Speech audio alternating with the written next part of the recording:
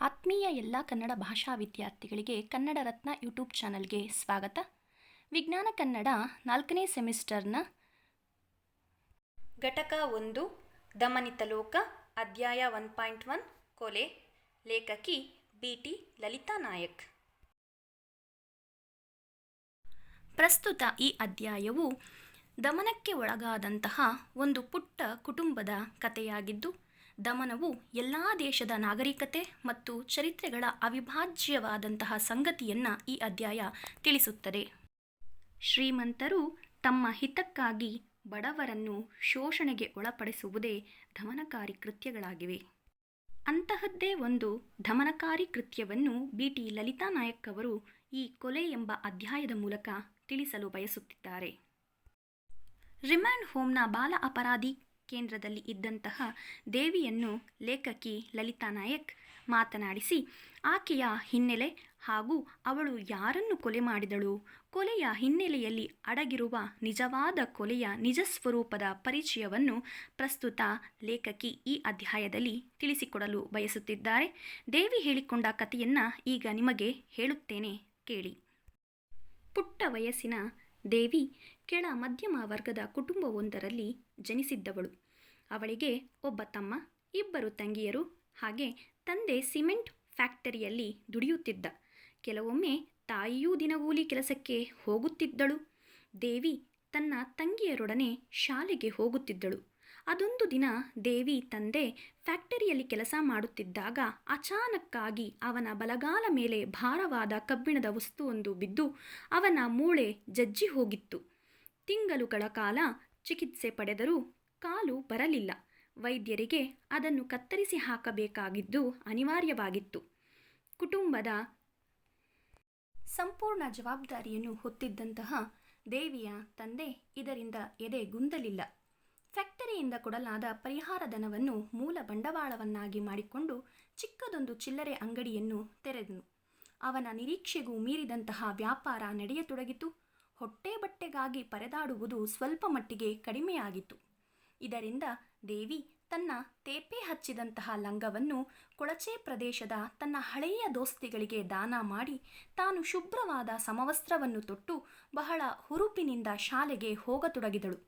ಅವಳ ತಾಯಿ ತಂಬಾಕು ಎಲೆ ಅಡಿಕೆಯ ಖರ್ಚಿಗಾಗಿ ಕೂಲಿಗೆ ಹೋಗುವುದು ತಪ್ಪಿತ್ತು. ವರ್ಷ ಒಪ್ಪತ್ತಿನಲ್ಲಿ ಕೈತುಂಬ ಲಾಭ ಬಂದಾಗ ದೇವಿಯ ತಂದೆ ಅಂಗಡಿಯನ್ನು ಮತ್ತಷ್ಟು ವಿಸ್ತರಿಸಿದ. ದಿನಸಿ ಸಾಮಾನುಗಳ ಮಾರಾಟವನ್ನು ಪ್ರಾರಂಭಿಸಿದ. ಹಾಗೂ ಇವನು ನ್ಯಾಯವಾದ ಬೆಲೆ, ಶುದ್ಧ ಮಾಲು, ಗ್ರಾಹಕರ ಜೊತೆಗೆ ನಯವಾದ ನಡವಳಿಕೆ, ಈ ಗುಣಗಳಿಂದ ಗಿರಾಕಿಗಳನ್ನು ಬಹುಬೇಗ ಆಕರ್ಷಿಸಿದ. ಬಿಡುವಿಲ್ಲದಂತಹ ವ್ಯಾಪಾರ ನಡೆಯತೊಡಗಿತು. ಆ ಸಂದರ್ಭದಲ್ಲಿ ಪಕ್ಕದ ಅಂಗಡಿಯಲ್ಲಿದ್ದಂತಹ ಜ್ವಾಲಾ ಶೆಟ್ಟಿಗೆ ತನ್ನ ಅಂಗಡಿಯಲ್ಲಿ ಕುಳಿತು ನೊಣ ಹೊಡೆಯುವಂತಹ ಪರಿಸ್ಥಿತಿ ಬಂತು. ದೇವಿಯ ತಂದೆಯ ಮೇಲೆ ಅವನು ಕತ್ತಿಮಸೆಯತೊಡಗಿದ್ದ.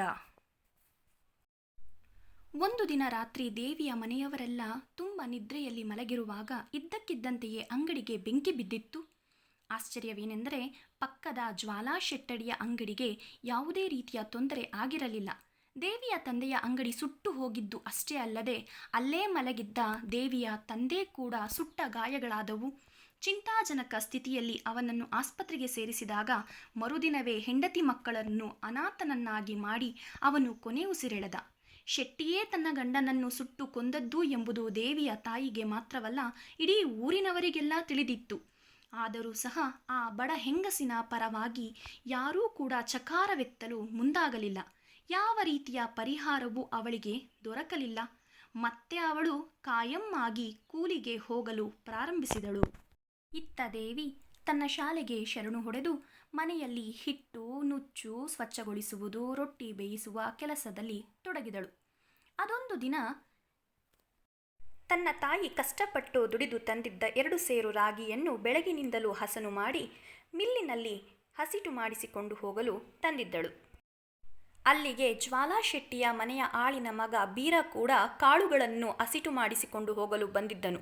ಬಂದವನೇ, ಏ ಹುಡುಗಿ, ನನಗೆ ಅರ್ಜೆಂಟ್ ಇದೆ, ಸ್ವಲ್ಪ ತಡಿ, ನಾನು ಮೊದಲು ಹಿಟ್ಟನ್ನು ಬೀಸಿಕೊಳ್ಳಿಸುತ್ತೇನೆ ಎಂದು ಕೇಳುವನು. ಆಗ ದೇವಿ, ನನಗೂ ಅರ್ಜೆಂಟ್ ಇರೋ ಹೊತ್ತಿಗೆ ನಿನಗಿನ್ನ ಮೊದಲೇ ಬಂದು ಸರದಿಯಲ್ಲಿ ನಿಂತಿರುವುದು ಎಂದು ಹಠ ಹಿಡಿಯುವಳು. ಆಗ ಅವನು ಅವಳ ಬುಟ್ಟಿಯನ್ನು ಹಿಡಿದು ಅಲ್ಲೇ ನಿಂತಿದ್ದ ಹುಡುಗನೊಬ್ಬನಿಗೆ ಶೆಟ್ಟಿಯನ್ನು ಕರೆಯುವಂತೆ ಹೇಳಿ ಕಳಿಸುವನು. ಶೆಟ್ಟಿ ಬಂದವನೇ ಈ ಹುಡುಗಿಯ ಬುಟ್ಟಿಯನ್ನು ಹಿಡಿದು ರಭಸದಿಂದ ಕಿತ್ತು ಬಳಿಯಲು ಬಾಚಲೂ ಬಾರದಂತಹ ಗಠಾರದ ಮೋರಿಯ ನೀರಿಗೆ ಇಡೀ ರಾಗಿಯನ್ನು ಚೆಲ್ಲಿಬಿಡುವನು. ಇನ್ನೇನೂ ಮಾಡಲಾಗದ ದೇವಿ ಮೌನದಿಂದ ಮನೆ ಸೇರುವಳು. ಸಂಜೆ ಕೆಲಸ ಮುಗಿಸಿ ಮನೆಗೆ ಬಂದ ತಾಯಿಗೆ ಎಲ್ಲ ವಿಷಯವನ್ನು ಹೇಳುವಳು. ಇದನ್ನು ತಿಳಿದಂತಹ ತಾಯಿ ಬಹಳ ಕೋಪಗೊಳ್ಳುವಳು. ದೇವಿಯ ತಾಯಿ ಇಡೀ ದಿನ ಮೈ ಮುರಿದು ದುಡಿದು ತಂದಿದ್ದ ಹಣದಲ್ಲಿ ರಾಗಿಯನ್ನು ಕೊಂಡುಕೊಂಡು ಗಂಟೆಗಟ್ಟಲೆ ತನ್ನ ಪುಟ್ಟ ಕೈಗಳಿಂದ ಮೊರವನ್ನು ಆಡಿಸಿ ಅತ್ಯಂತ ಕಷ್ಟದಿಂದ ಕಲ್ಲು ಮಣ್ಣು ಆಯ್ದು ಹಸನು ಮಾಡಿ ತಂದಿದ್ದಂತಹ ರಾಗಿ ನಿಮಿಷಾರ್ಧದಲ್ಲಿ ಬಾಚಲು ಬಳಿಯಲು ಬಾರದ ರೀತಿಯಲ್ಲಿ ಕೊಚ್ಚಿಯಲ್ಲಿ ವಿಲೀನವಾಗಿ ಹೋಯಿತು. ದೇವಿ ಬಿಕ್ಕಿ ಬಿಕ್ಕಿ ಅತ್ತಳು. ಆಕ್ರೋಶದಿಂದ ಶೆಟ್ಟಿಗೆ ಹಿಡಿಶಾಪ ಹಾಕುತ್ತಾ ಖಾಲಿ ಕೈಯಿಂದ ಮನೆಗೆ ಬಂದಳು. ಸಾಯಂಕಾಲ ಹಸಿದು ದಣಿದು ಮನೆಗೆ ಬಂದ ತಾಯಿ ಮಗಳು ವಿವರಿಸಿದ್ದನ್ನೆಲ್ಲ ಕೇಳಿ ನೆರೆ ಹೊರೆಯವರ ಮುಂದೆ ತನ್ನ ಬವಣೆಯನ್ನು ತೋಡಿಕೊಂಡಳು. ಅಣ್ಣ ಅಕ್ಕಗಳ, ನೀವೇ ನೋಡ್ರಿ, ಸಾವುಕಾರರು ನಮ್ಮಂಥ ಬಡವರ ಹೊಟ್ಟೆ ಮೇಲೆ ಹಿಂಗೆ ಹೊಡಿಬಹುದಾ? ನನ್ನ ಗಂಡನ ಜೀವ ತಗೊಂಡ, ನನ್ನ ಮನೆ ಹಾಳು ಮಾಡಿದ, ತಮ್ಮನ್ನೆಲ್ಲ ಬೇವರ್ಸಿಗಳನ್ನಾಗಿ ಮಾಡಿಬಿಟ್ಟ. ಈಗ ನೋಡಿದರೆ ನಮ್ಮ ಕೈ ತುತ್ತು ಬಾಯಿಗೆ ಬರದಂತೆ ಮಾಡಿ ಮಣ್ಣಾಗಿಸಿಬಿಟ್ಟ. ಹಿಂಗೇ ಆದರೆ ನಮ್ಮಂತಹ ದಿಕ್ಕು ದೆಸೆ ಇಲ್ಲದ ಬಡ ಜನ ಈ ಭೂಮಿಯ ಮೇಲೆ ಹೇಗೆ ಬಾಳ್ವೆ ಮಾಡುವುದು? ನೀವಾದರೂ ಹೇಳಿ ಗರೆವಳು. ಆಗ ಅಲ್ಲೇ ನಿಂತಿದ್ದಂತಹ ಜನರ ಮಧ್ಯದಿಂದ ಯಾರೋ ಒಬ್ಬ, ಅವ ದೊಡ್ಡವ್ರು ಏನು ಮಾಡಿದ್ರೂ ನಡೀತೈತೆ, ನಮ್ಮಂಥ ಬಡ ಜನರು ಸಿಟ್ಟು ಸೇಡುವು ಇರಬಾರ್ದು, ನಿನ್ನ ಮಗಳಿಗೆ ಬುದ್ಧಿ ಹೇಳ್ಕೊ, ಸಾವುಕಾರರ ಜೊತೆ ಜಿದ್ದು ಕಟ್ ಮಾಡಬೇಡ ಅಂತ ನೆರೆದವರು ಉಪದೇಶ ನೀಡಿದಾಗ ದೇವಿಯ ತಾಯಿಯ ರೋಷ ಕೋಪ ಈಗ ಮಗಳ ಕಡೆಗೆ ತಿರುವಿತು. ದೇವಿಯನ್ನು ಹಿಡಿದು ಚೆನ್ನಾಗಿ ಹೊಡೆದಳು. ಹಾಗೆ ಹೊಡೆಯುವ ಮೂಲಕ ತನ್ನ ಮನದ ತಳಮಳವನ್ನು ಹೊರಹಾಕಿದಳು. ಆ ಸದ್ಯಕ್ಕೆ ಅಲ್ಲೇ ಇದ್ದ ಮತ್ತೊಬ್ಬ, ಬಿಡಕ್ಕ ಪಾಪ, ಹುಡುಗಿ ಏನು ತಪ್ಪು ಮಾಡೈತೆ ಅಂತ ಈ ಪಾಟಿ ಹೊಡಿತೀಯಾ? ತಪ್ಪು ಮಾಡಿರೋದು ಆ ನನ್ನ ಮಗನಿಗೆ ಬೀಳಬೇಕು ಹೊಡೆತ, ಶೆಟ್ಟಿಗೆ. ಸ್ಟೇಷನ್ಗೆ ಹೋಗಿ ಪೊಲೀಸರಿಗೆ ಹೇಳು, ಹಿಂಗಿಂಗೆ ಮಾಡ್ದ ಶೆಟ್ಟಿ ಅಂತ. ಆ ಶೆಟ್ಟಿಯ ಸೊಕ್ಕನ್ನು ಮುರಿತಾರೆ. ಈ ರೀತಿಯಾಗಿ ಗುಂಪಿನಲ್ಲೇ ಇದ್ದಂತಹ ಬಿಸಿ ರಕ್ತದ ತರುಣ ಸಲಹೆ ನೀಡಿದ. ಅದೇ ಸಮಯಕ್ಕೆ ಅಲ್ಲೇ ಇದ್ದ ಮತ್ತೊಬ್ಬ ಹಿರಿಯ ಅನುಭವಿಯೊಬ್ಬ ಅದನ್ನು ಖಂಡಿಸಿದ. ಪೊಲೀಸ್ನವರು ಈ ವಮ್ಮಂಗೆ ಹೋಗಿ ಹೇಳಿದರೆ ಸಾವುಕಾರರ ಹೊಡಿತಾರಾ? ಹೋಗೋ ಹೋಗೋ ಹುಚ್ಚಪ್ಪ, ಎಷ್ಟೇ ಆಗಲಿ ಕೈ ಮಾಡೋದು ನಮ್ಮಂಥ ಬಡವರ ಮೇಲೆ ಮಾತ್ರ. ದೇವಿಯ ತಾಯಿ ಕೂಡ ಆ ಒಂದು ಮಾತನ್ನು ಕೇಳಿ ಅಸಹಾಯಕಳಾಗಿ ಜೋರಾಗಿ ಅಳಲು ಪ್ರಾರಂಭಿಸಿದಳು. ಅವಳ ಜೊತೆಗೆ ಎಲ್ಲ ಮಕ್ಕಳೂ ಕೂಡ ಜೋರಾಗಿ ದನಿಗೂಡಿಸಿ ಅಳುವರು. ಆ ತಕ್ಷಣದಲ್ಲೇ ಅಲ್ಲಿ ಸೇರಿದಂತಹ ಗುಂಪೆಲ್ಲವೂ ಅವರಿಗೆ ತಿಳಿಸಿದ ರೀತಿಯಲ್ಲಿ ಸಮಾಧಾನ ಹೇಳಿ ಹೊರಟು ಹೋದರು. ಅತ್ತು ಸುಸ್ತಾಗಿದ್ದಂತಹ ತಾಯಿ ಮಕ್ಕಳು ಹೊಟ್ಟೆ ತುಂಬ ನೀರು ಕುಡಿದು ಹರಕು ಮುರುಕು ಚಾಪೆಯ ಮೇಲೆ ಮಲಗಿದರು. ಆದರೆ ಪೆಟ್ಟು ತಿಂದ ನಾಯಿಯಂತೆ ಬುಸುಗುಡುತ್ತಿದ್ದ ದೇವಿಯ ಹತ್ತಿರಕ್ಕೆ ನಿದ್ದೆ ಸುಳಿಯಲಿಲ್ಲ. ತಾಯಿಗೆ ತುಸು ಜೊಂಪು ಹತ್ತಿದ್ದನ್ನು ಗಮನಿಸಿದ ದೇವಿ ಮೆಲ್ಲನೆ ಮನೆಯಿಂದ ಹೊರಬಂದಳು.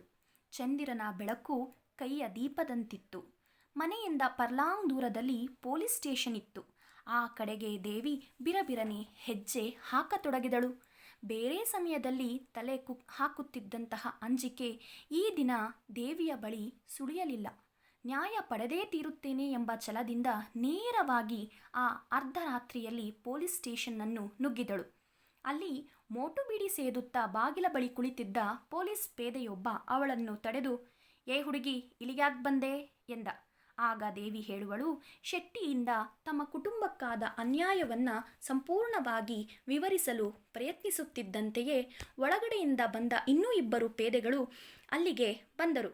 ಹುಡುಗಿಗೆ ಸ್ವಲ್ಪ ತಲೆ ಕೆಟ್ಟಂಗೆ ಕಾಣಿಸ್ತದೆ, ಆದರೂ ಹುಡುಗಿ ನೋಡೋದಕ್ಕೆ ಪರವಾಗಿಲ್ಲ ಎಂದು ಇನ್ನೊಬ್ಬ ಪೇದೆ ಹುಬ್ಬು ಹಾರಿಸುತ್ತಾ ಹೇಳಿದ. ಆ ತಕ್ಷಣವೇ ಅಲ್ಲೇ ಇದ್ದ ಮತ್ತೊಬ್ಬ ಪೊಲೀಸ್ ಪೇದೆ ಅವನನ್ನು ಗದರಿಕೊಂಡ. ಯಾರ ತಲೆ ತೆಗೆಸ್ಬೇಕು ಅಂತ ಈ ರೀತಿ ಮಾತಾಡ್ತೀಯ ಮಾರಾಯ? ಹುಡುಗಿ ವಯಸ್ಸಾದರೂ ಎಷ್ಟು, ಏನು ನೋಡ್ಕೊಂಡು ಮಾತಾಡಬಾರ್ದಾ ಅಂತ ಹೇಳಿ ಅವರುಗಳು ಮಾತುಕತೆ ಮುಗಿಯುವುದನ್ನೇ ಕಾದಿದ್ದ ದೇವಿ ತನ್ನ ಕಥೆಯನ್ನು ಹೇಳಲು ಮತ್ತೆ ಪ್ರಾರಂಭಿಸಿದಳು. ಸಾವುಕಾರರು ಮೊರೆ ಅಂತೆ ಹೇಳಿ ಮುಂದುವರೆದಳು. ಆದರೆ ಏ ಹುಡುಗಿ, ನಡಿ ಇಲ್ಲಿಂದ, ಹೊರಡು ಬೇಗ, ಹೋಗು ಬೇಗ ಇಲ್ಲಿಂದ ಎಂದು ಮತ್ತೊಬ್ಬ ಪೇದೆ ಬೆತ್ತ ಹಿಡಿದು ಅವಳ ಪಕ್ಕೆಗೆ ತಿವಿದು ಅವಳನ್ನು ಅಲ್ಲಿಂದ ಹೋಗಲೇಬೇಕಾದ ಅನಿವಾರ್ಯ ಉಂಟಾಗುವಂತೆ ಮಾಡಿದ. ತನ್ನ ಮೊರೆಯನ್ನು ಕಷ್ಟವನ್ನು ಕೇಳುವವರು ಯಾರೂ ಇಲ್ಲವೇ ಎಂದು ವಿಲವಿಲನೆ ಒದ್ದಾಡುವ ಮನಸ್ಥಿತಿಯಿಂದ ಮುಂದೆ ಎಲ್ಲಿಗೆ ಹೋಗಬೇಕು ಎಂದು ತಿಳಿಯದೆ ಶೀಘ್ರವಾಗಿ ಆಕೆಯ ತಲೆಯಲ್ಲಿ ಒಂದು ಉಪಾಯ ಒಳೆಯುತ್ತದೆ. ಅಲ್ಲಿಂದ ಸೀದಾ ಜ್ವಾಲಾಶೆಟ್ಟಿಯ ಅಂಗಡಿಯ ಕಡೆಗೆ ಓಡುತ್ತಾಳೆ.